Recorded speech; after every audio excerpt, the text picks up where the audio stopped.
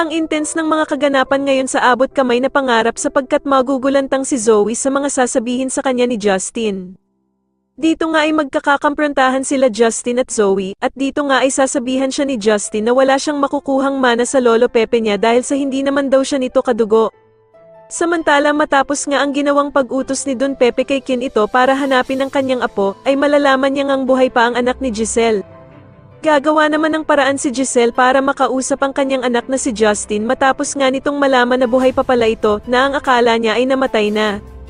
Kaya naman ay magpapasama si Giselle kay Annalyn sa isang restaurant para makipagkita sa anak niyang si Justin.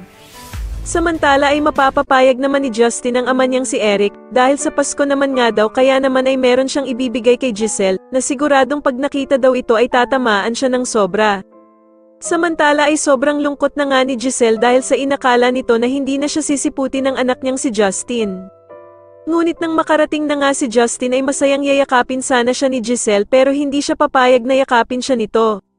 Dito nga ay may biglang ibibigay na ipit si Justin sa ina niyang si Giselle na binigay daw nito sa kanya noong bata pa siya. Kaya naman ay masayang sasabihin ni Giselle sa kanya na siya pa nga daw ang nagkabit nito noong bata pa si Justin. Pero ipapamukha ni Justin sa kanyang inang si Giselle na nagpakilala ito sa kanya bilang Tita Giselle. Kaya naman ay mag-iiyak si Giselle at sasabihin nga nito na pinagsisisihan na daw niya ang lahat ng nagawa niyang ito kay Justin. Sa kabilang banda naman ay kakausapin nga ng bruhang si Moira ang anak niyang si Zoe tungkol sa mamanahin nito kay Don Pepe.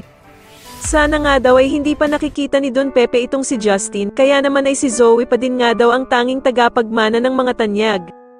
Sa tingin nyo sino-sino nga kaya talaga ang pamamanahan ni Don Pepe ng ari-arian niya, mas lalo na nga talagang nagiging exciting ang mga susunod na kaganapan kaya naman ay mas lalo pa nating abangan ang mas lalong gumigandang abot kamay na pangarap. Maraming salamat po sa inyong panonood at sana po ay masubscribe nyo ako. Maraming salamat po.